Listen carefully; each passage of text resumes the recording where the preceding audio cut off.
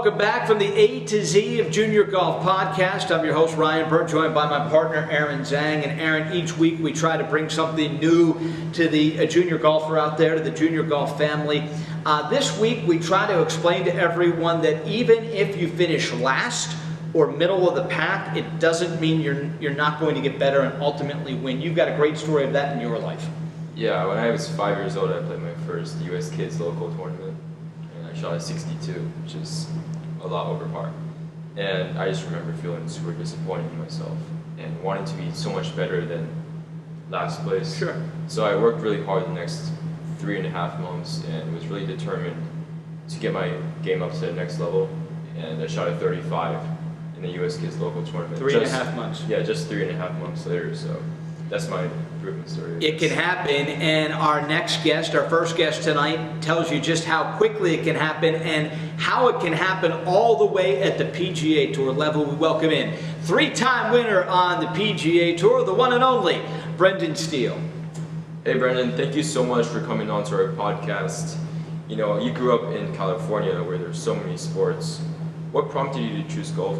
I mean, I played baseball and soccer growing up. I grew up in a little mountain town called Idlewild above Palm Springs, and we didn't have a golf course, and had about 400 kids in our school from kindergarten through 8th grade. So really small town, and kind of one of those places where when it's basketball season, you play basketball. And so, I ended up being the starting point guard for the basketball team, even though I didn't play basketball. So you go out and get your butt kicked in a lot of different sports. But golf just kind of came to me as just a fun activity on vacation at first. And then I've got a half brother who's 14 years older than me, and he's a really good player and was really good when I was growing up, and just kind of always idolized him and wanted to do whatever he was doing. So picked it up and got the bug, and all of a sudden it just kind of took over my life. Brendan, in 2020, so many kids out there aren't playing sports year-round. They are starting to play one sport year-round. We see it with travel baseball, travel basketball, soccer, and golf is the same thing. For those that live in those climates, playing golf year-round. For those out there that still want to play other sports, do you think it's a good idea to play more than just golf?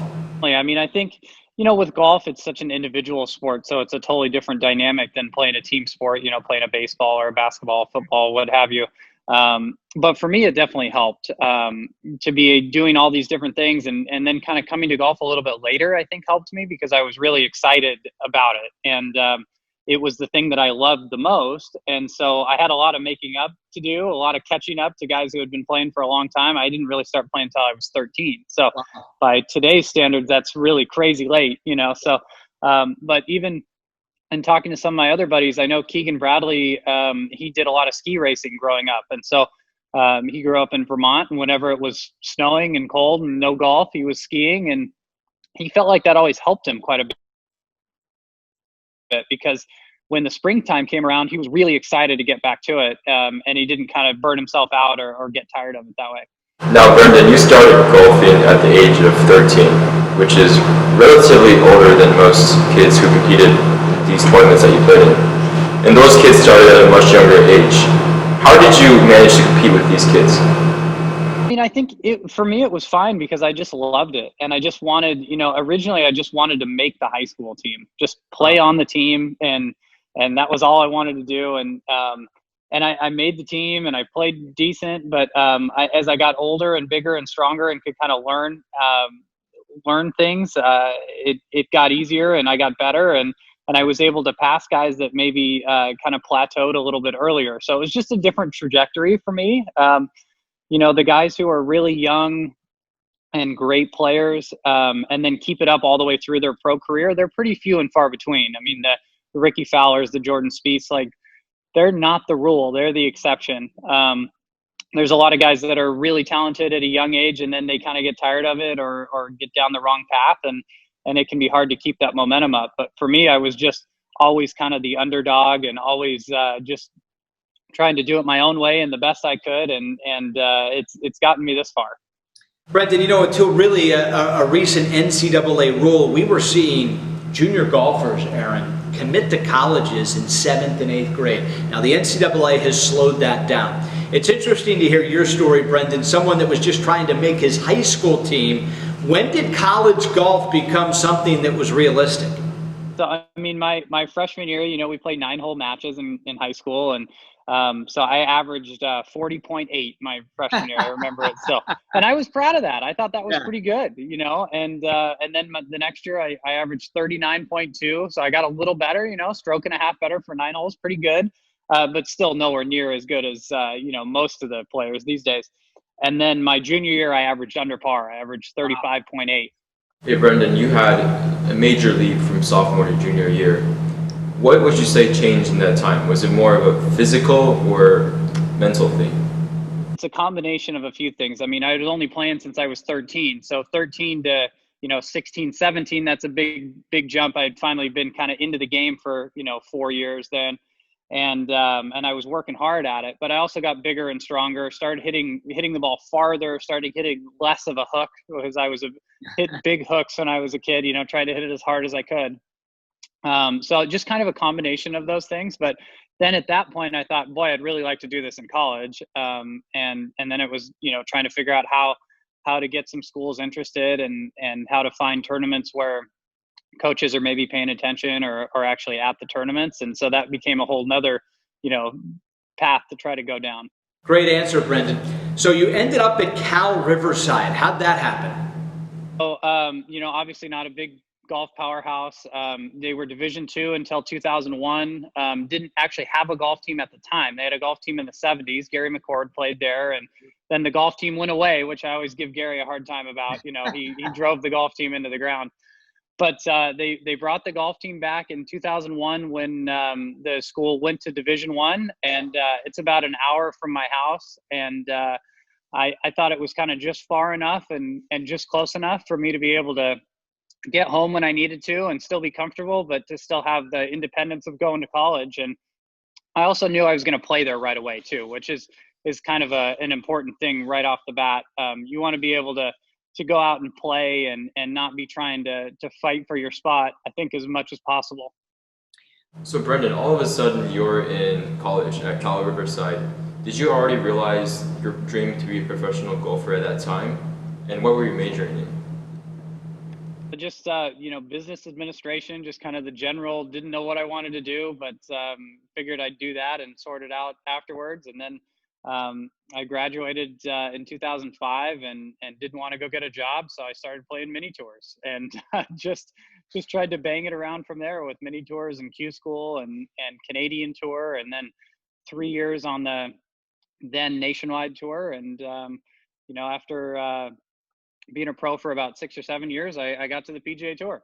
Brendan, really an incredible journey on your way to the PGA Tour. So many of our juniors listening and watching are so concerned with winning. Earlier this year, you found yourself in a playoff in Hawaii. You didn't win the golf tournament. Can you learn from not winning? I mean, you definitely do. It's obviously not what you want, but it's so difficult because you not only have to do everything that you can, but then you have to hope that other guys don't do a little bit better as well. So it's not always in your control. I definitely felt like I took a lot from that week. I hadn't played well in a long time before that. And then I found myself right back in contention at Honda, just like a month and a half later. And I remember I'm playing with Tommy Fleetwood, and we're tied for the lead. He goes out and birdies the first 2 holes. And I'm thinking, okay, I know what to do here. Like, we just got to be patient. There's a long time in front of us here. He's going to have the focus on him and just try to focus on, this different role that you have in that event. So it's always kind of changing. And I learned a lot from Sony that I was able to take to Honda and have a good result there as well and give myself a chance there even on the last hole. Brendan, several times when I'm coming down the stretch of a tournament, I feel really anxious and start to get ahead of myself mentally. You've been in several pressure situations yourself. How did you deal with all the pressure coming down the stretch? How did you just stay mentally put in these moments? I mean, it's really tough because you do get excited and you know what you want, but you a lot of the time lose sight of how you actually get there. So it's fine to think, like, envision yourself, holding the trophy and celebrating and all that stuff. And then you have to go, right, okay, Now, how do I get there? Well, it's going to be a collection of great shots. This is the shot I have in front of me right now. Let's focus. Let's give everything on this one. Cross that one off the list, good or bad, move on to the next one. So anytime you see yourself kind of moving too far forward, you have to bring it back into these little tiny goals that you have in the like hit the best tee shot you can on the 5th hole, and then hit the second shot. And then, so you have to bring it back down to really small goals. And it's tough to do. It's really hard because sometimes you feel like when things are going good, you're invincible and you can't do anything wrong. And when you make one mistake and it starts to really get away from you quick. Brendan, you've been with Wilson for a while. They've made a major commitment to junior golf with brand awareness and certainly trying to grow the game at the junior level. What steps have you seen Wilson take in trying to get this done? I mean, Wilson's an incredible company. I've been really lucky to be a part of them, and they've got obviously a great history in the game. And we've been working really hard on, getting that brand awareness up. And obviously Gary winning the US Open is huge for us. The equipment's fantastic and it's improving all the time. And they're a really fun company to be a part of because they let us get really involved in the design process and giving feedback and building stuff, for us first, and then figuring out how they can make it, to more of the mass market. And so it's really fun. I've enjoyed it a ton. I mean, just great people, great product. And it's nice to be a part of a company that does champion causes like, junior golf, and that will support you whenever you have your own causes. And they're just awesome about all of that stuff. Brendan, Wilson's also a massive sponsor for this upcoming Nota Begay III National Championship, which is going to be televised. What advice do you have for these players? It's awesome. And I mean, to all those 13-year-olds out there, just know that you're way in front of me at that point. So whatever you do out there, however poorly you play or well you play, you're way in front of me. So you're doing just fine. Brendan, thanks so much for joining Aaron and I. Really an incredible journey you have been on all the way to the PGA Tour, where you've been in the winner's circle 3 times. A great example to not only Aaron, but all of our junior golfers out there on perseverance, sticking with it, and going after your dream. Thanks, Brendan. Appreciate it. Our next guest has been covering golf for several major networks and has been named the #1 teaching golf professional in the United States. He is the one and the only Michael Breed. Michael, of course, we are tailor-made for junior golfers and their family. Let's start with, how important is it in your mind for junior golfers when they decide they want to play this game to actually get instruction? First of all, it's a pleasure to be here with both of you, and I appreciate you asking. I would say this, golf instruction is really important, and you and I have talked about this through the years. Good golf instruction and understanding an individual, they are related. And so what I would say is that I think it's imperative to get golf instruction, but you have to get the right instruction for your child. You have to think about, is this person that's coaching my child, do they understand how my child learns best? Are they just a great reputation? And I think that's a really important part of this. And I tell all parents, you've got to research. This is not like, hey, you know what, I bought a house in this town and this is where I'm sending my kid to school. You got to research who it is that you think is going to have the best effect and help your child perform the best in their years of playing this great game. And you both know this. This is you can't do it without them, but just getting someone isn't necessarily the right answer too. You got to do a little research behind it. Yeah, Michael, it's truly an honor to have you on our podcast. I still remember when I was 6, 7, or 8 years old, I used to watch you all the time on Morning Drive and try to mimic you and what you taught in that show. That just means you're old, Michael. You know what? I appreciate that. Thanks, Berman. So my question to you is, when you first evaluate the swing of a junior golfer, or any golfer, what are the fundamental aspects that you look at first? So when I first evaluate the swing, which is not the first time that I'm evaluating the player, so I don't want to get misled there. But when I first evaluate a player's swing, I'm trying to find out talent. Now, this is a hard one to understand because talent and skill are different. players acquire skill. They either have or don't have talent. And we throw that term around so loosely. So when I look at a player's swing for the first time, what I then ask them to do is to hit certain shots. And what I'm trying to figure out is how talented this player is. And then I script my instruction based around that. The other thing that I'm doing too is I'm evaluating the player on how they learn. So are they kinesthetic learners? Are they learning in an auditory fashion? Are they learning through imitation or visualization? Those are all the things that I'm trying to figure out when I'm kind of getting with a student for the very first time. I'm not just looking at what their swing looks like and then making an assumption of that they can or they can't play. We all seen Jim Furyk. We all seen Matthew Wolff. These are players that are less than normal, and yet they're both amazingly talented and amazingly skilled players. And I think the swing is one thing, but the talent level of the player is a completely different thing, and how they process information is yet another thing. Michael, let me follow up on that. I find it interesting you talk about talent, and certainly we are seeing in the game of golf that this sport is now attracting more talented players than maybe ever before. We are seeing bigger, stronger, faster come to this game. Maybe it's because the concussions of football. I'm not exactly sure what the reason is, but there is more talent coming into golf, and we're seeing it for sure in the pro game. Are you seeing it in the junior game as kids are coming for lessons?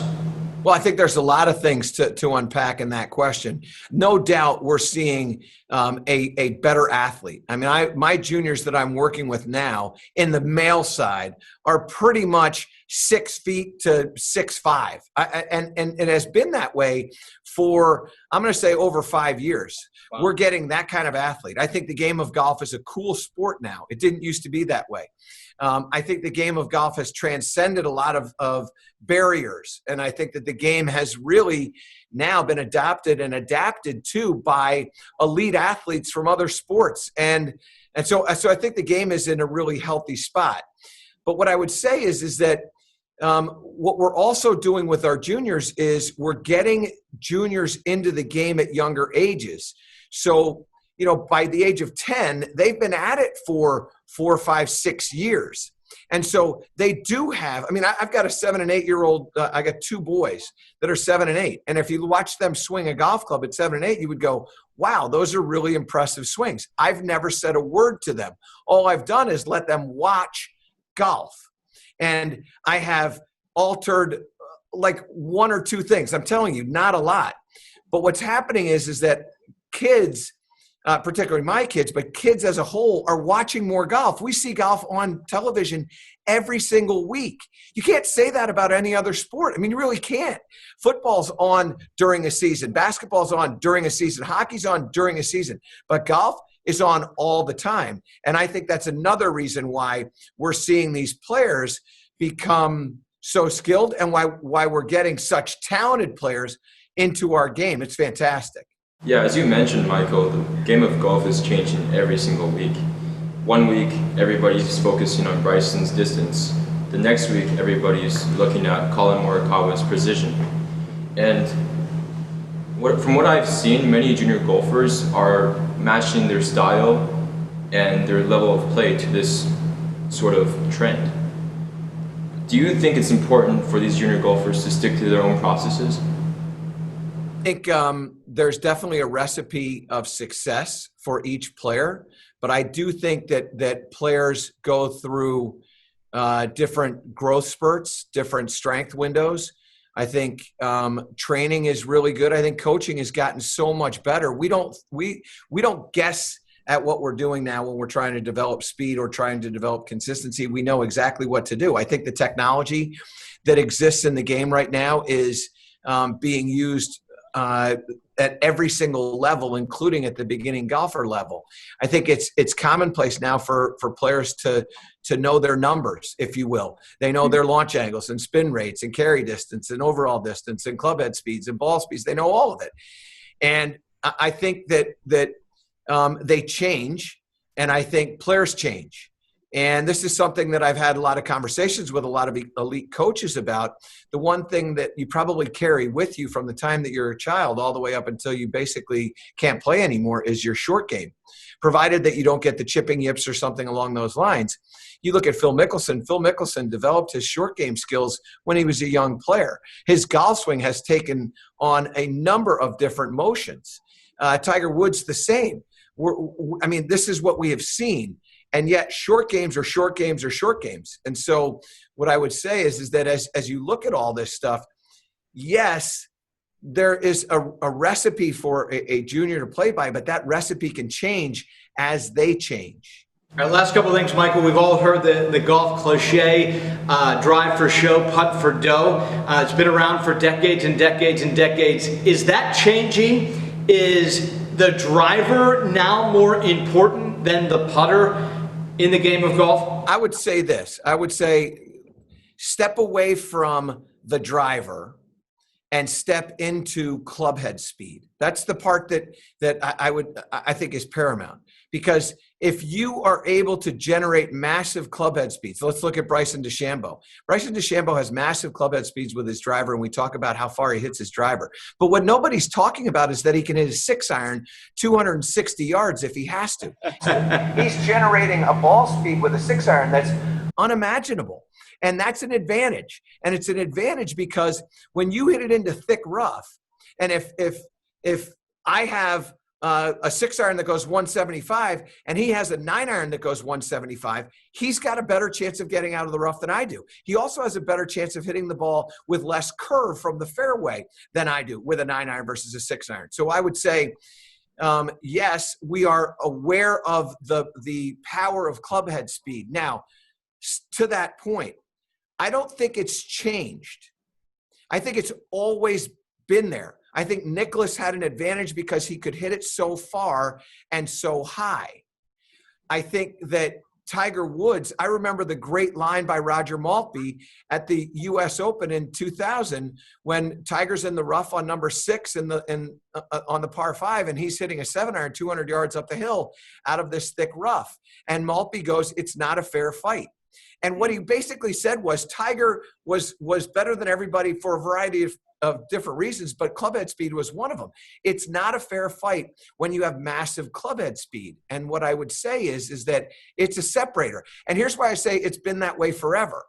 It's been that way forever because if you look at just the teeing grounds, the forwardmost tees and the backwardmost tees are separated generally by gender, but also and primarily by clubhead speed.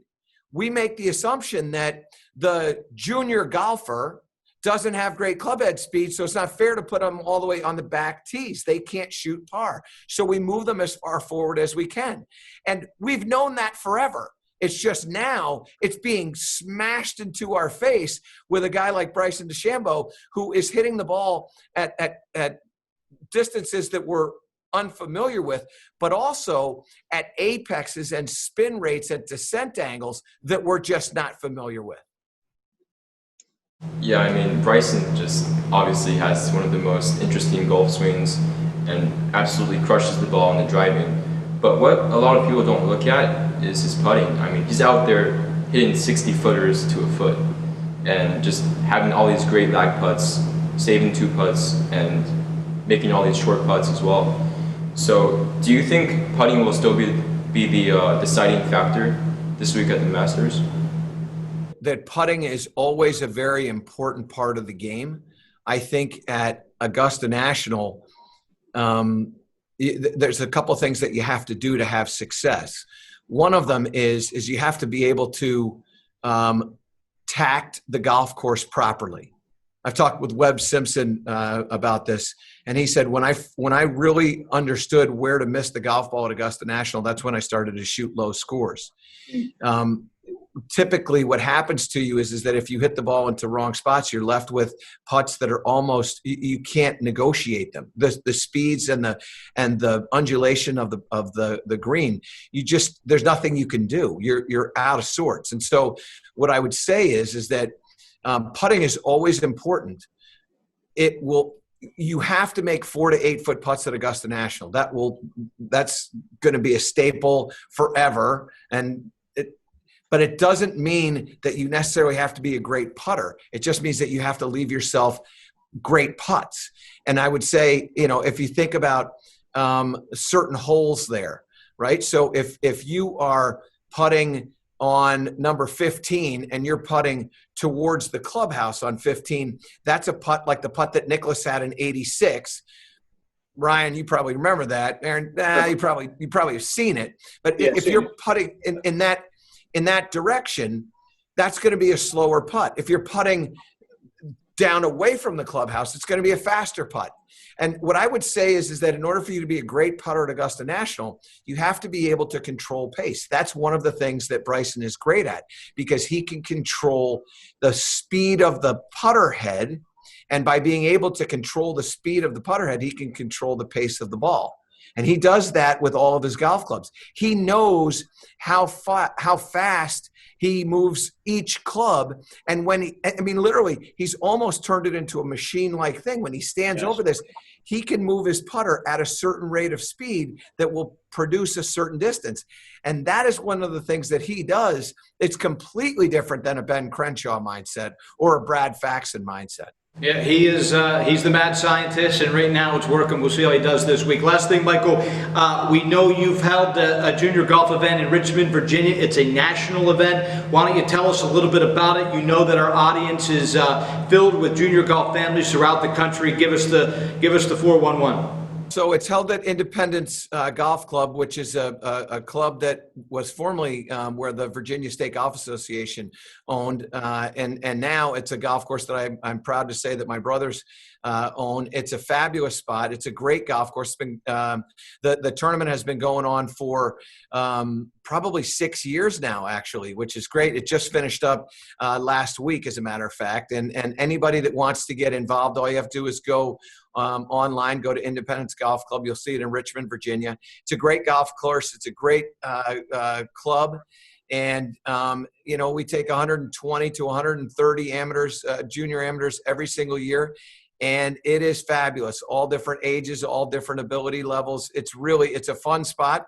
And again, all you have to do is just type in Michael Breed or type in Independence Golf Club, and you'll see my junior golf event. And then you just sign up there through Independence. Awesome, Michael. As Aaron said, it's an honor having you. We've been friends for a long time. Look forward to catching up with you. And thanks for coming on the podcast today. It's such an honor, guys. Aaron, well done by you. Ryan, it's great to see you again, my friend. It's been a little while, and I've always enjoyed our time together. You and I have shared a number of great laughs, and we both know what we're talking about. We have shared a number of great laughs.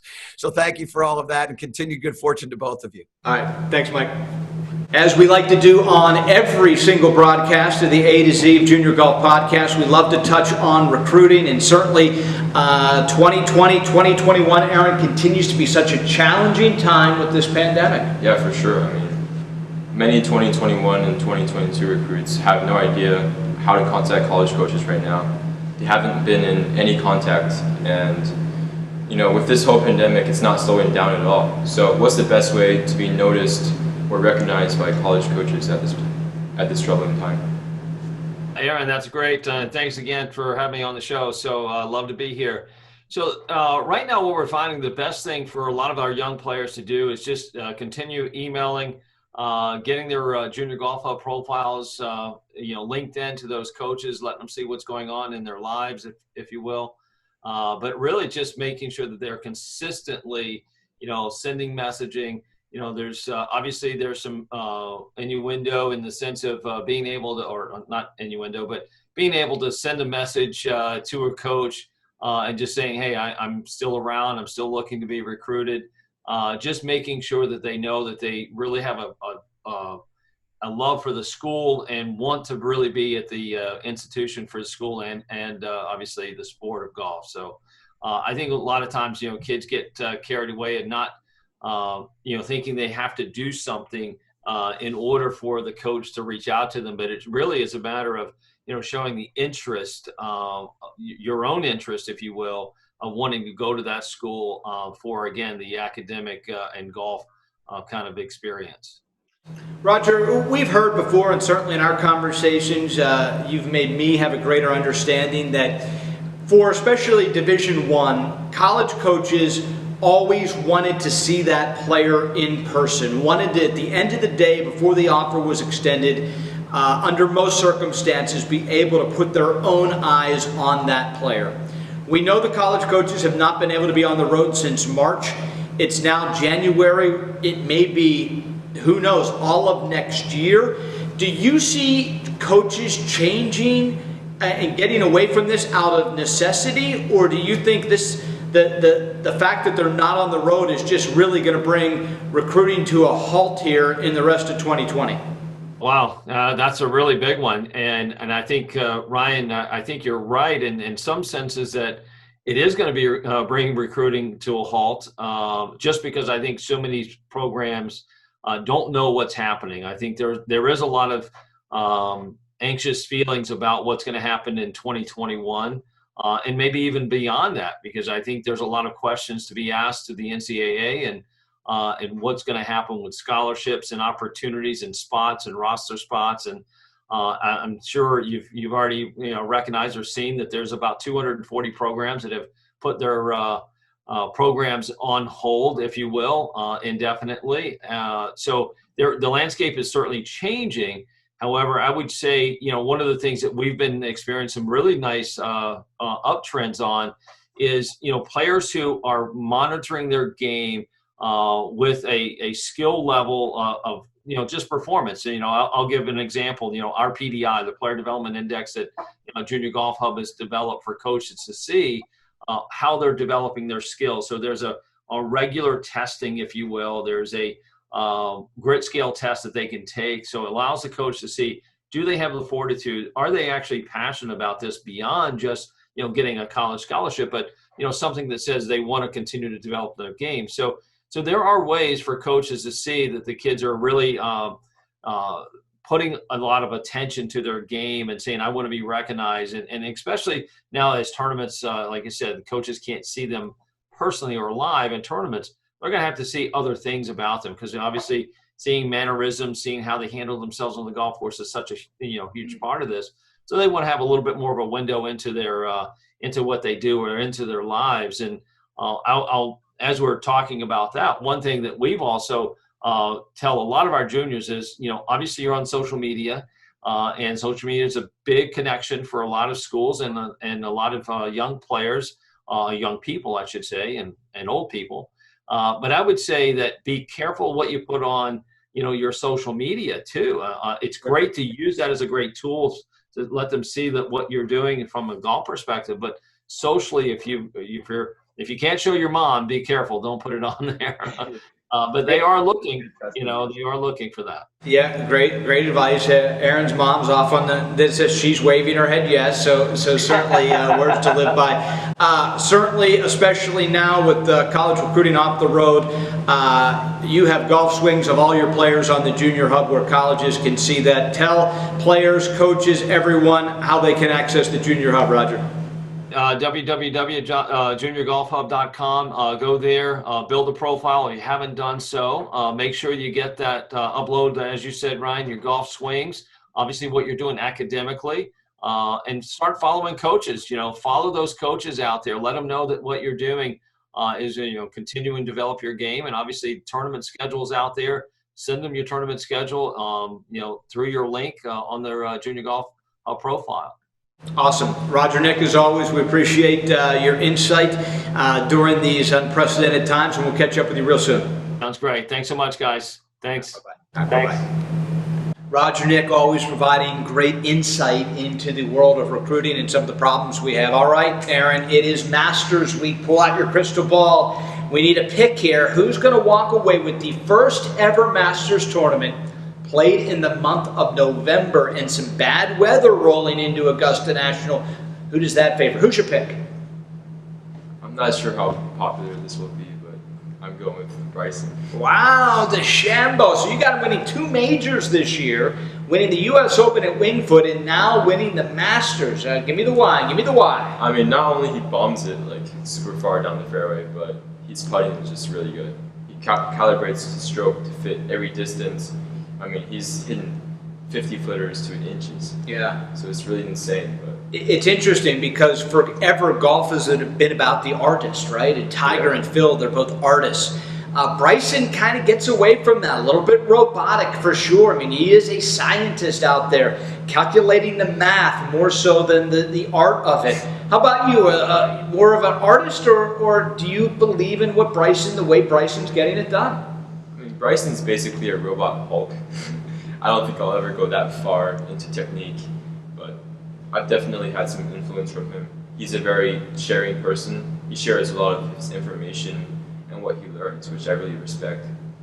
And I actually just got his arm lock grip, which is Jumbo Max, and I found it to be very useful so far. So. Okay, well, there's no doubt it wasn't that long ago. Bryson DeChambeau was one of the worst statistical putters in the world on the PGA Tour. He went side saddle not long ago, and he's turned it around that quick with this, with these calculations. How about the protein drink? You gonna try to bulk up on me here? You gonna try to get a little bit stronger? Yeah, I've been drinking some protein for sure, but yeah, I really respect how committed he is to changing his body. No doubt.